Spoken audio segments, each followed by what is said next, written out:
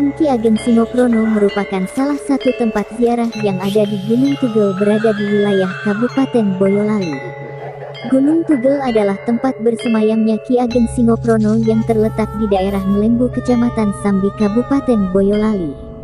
Ki Ageng Singoprono adalah putra dari Kiai Ageng Wongsoprono II yang berdiam di daerah Desa Manglen.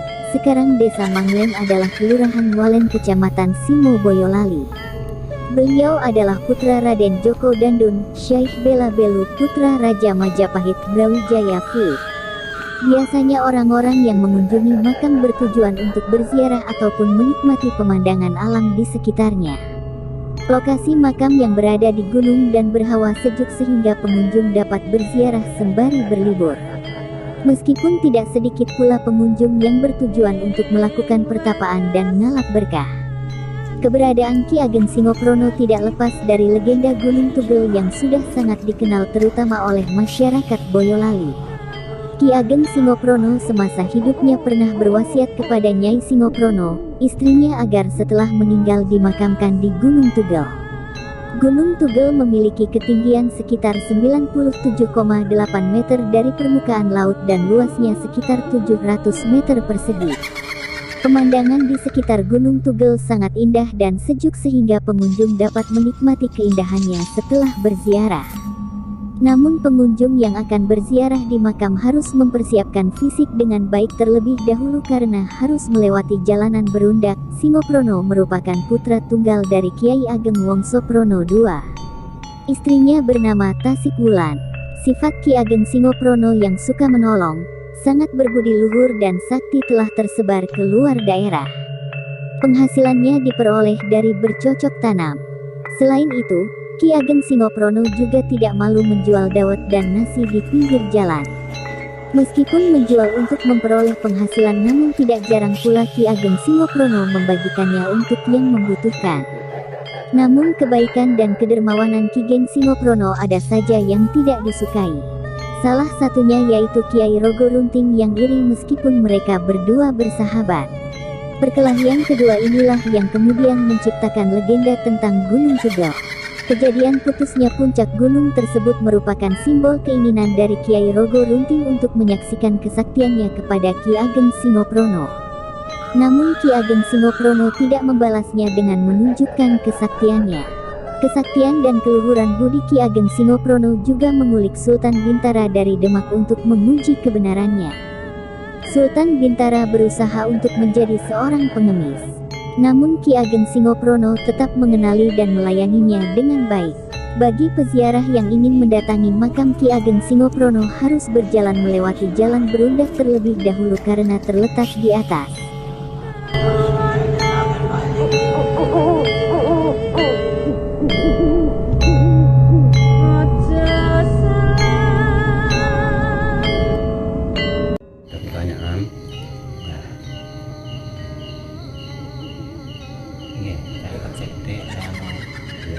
Bagaimana menurut Mbah cara memaknai kehidupan agar dalam menjalani kehidupan ini dapat merasakan ketentraman? Ya, tentu saja sebelum saya menjawab pertanyaan tentang bagaimana memaknai kehidupan agar di dalam kehidupan, di dalam menjalani kehidupan itu tentunya dalam memaknai kehidupan itu banyak berbagi versi, banyak berbagi retorika, banyak berbagi pemahaman, entah itu tidak dari kepercayaan, dari agama, dari pergaulan, atau dari sekedar omong kosong.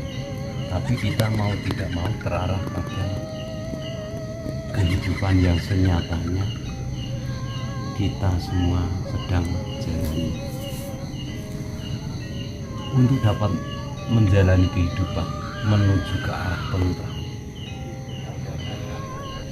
sebelumnya kita harus mengenal hidup, untuk apa hidup, dan akan kemana hidup.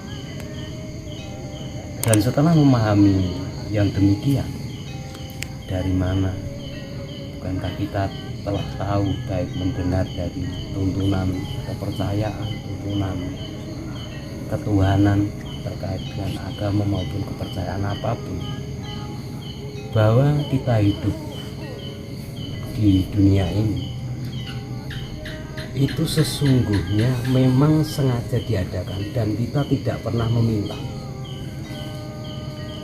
Tentu saja oleh yang berkehendak untuk kita di sini, kita itu secara langsung sudah ada tujuan oleh penciptanya, oleh pemiliknya. Mengingat yang demikian, setelah kita tahu dan sadar tentang yang demikian, jadi tentang kita hidup itu agar tentram, tidak lain dan tidak bukan bahwa kita semua ini memiliki peran hidup sendiri-sendiri, memiliki laku dan lakon sendiri-sendiri. Nah, biasanya yang membuat kita tidak tentram itu ketika kita belum bisa menyadari apa itu hidup, dari mana hidup, untuk apa hidup, dan akan kemana hidup. Terus perasaan kita belum bisa menerima laku dan lakon kehidupan kita. Sebuah contoh, ada tetangga kita berkehidupan yang dalam kasat mata bermewah-mewah, bermegah-megah. Terus kita justru menghakimi, menghujat diri kita sendiri. Kenapa saya tidak bisa seperti dia? Betapa bodohnya saya. Kenapa saya tidak bisa seperti mereka? Betapa lemahnya saya. Hal-hal yang demikian justru yang mengakibatkan ketentraman itu tidak akan terwujud. Kembali kepada kesadaran bahwa kita terlahir atau berada di dunia ini sudah dibekalkan oleh penciptanya sendiri yang cukup untuk menjalani kehidupan hingga nanti kembali kepada pemiliknya, atau istilahnya Bali marang asal usul sangan palang dumadi. Terkait dengan yang demikian, tentang orang lain bermegah-megah di mata kita, dalam pandangan sesamanya, atau bahkan ada yang memprihatinkan dalam pandangan mata kita juga, dalam pandangan manusia juga.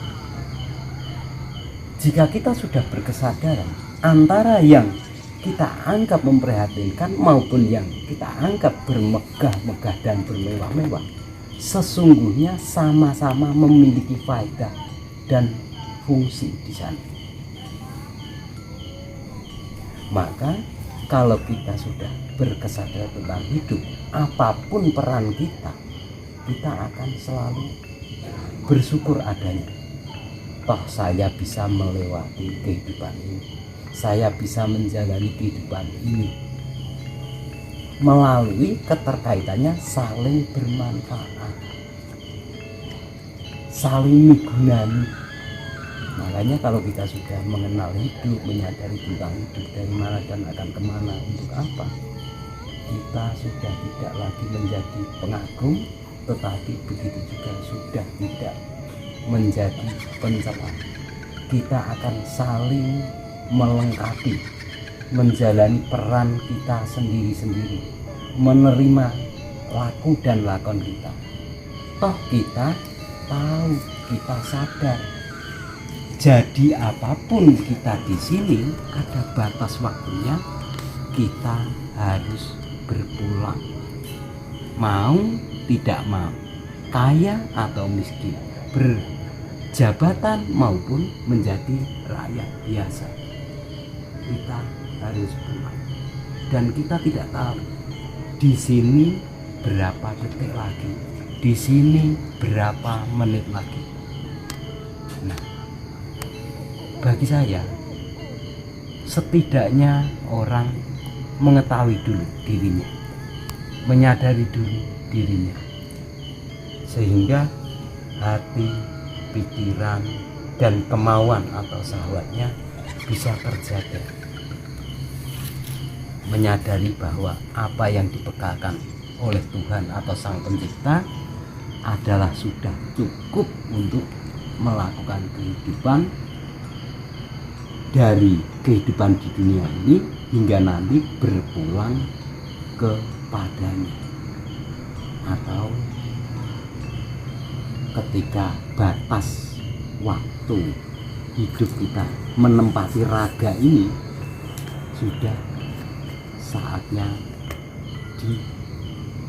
dipulangkan atau dipanggil. Saya kira itu, agar kita menjadi berkehidupan yang tentram. Karena paling rugi itu jika hidup tidak tentram. Jadi siapapun, jadi apapun, ketika kita tidak mengenal hidup, kita tidak akan tentram. Kaya juga tidak tentram, miskin juga tidak tentram, pintar juga tidak tentram, bodoh juga tidak tentram. Karena yang menentramkan itu bukan kaya atau miskin, bukan bodoh atau pintar, tapi kesadaran yang selalu berpegang bahwa hidup ada yang menghidupi, hidup ada yang menghendaki. Kita sekedar memerankan apa yang sudah dipesankan, sebagaimana digambarkan dalam pewayangan. Kita itu wayang dan sudah ada dalangnya. Jadi kita terserah saja, maunya dalang, kita diperankan sebagai apa. Kita perankan dengan baik, dengan sungguh-sungguh, dengan kesadaran iman kepada Sang Esa atau yang memiliki kita. Saya kira seperti itu. Mungkin ada kurang dan lebihnya nanti di episode berikutnya bisa ditanyakan lagi. Terima kasih. Matur nuwun. Rahayu, rahayu, rahayu.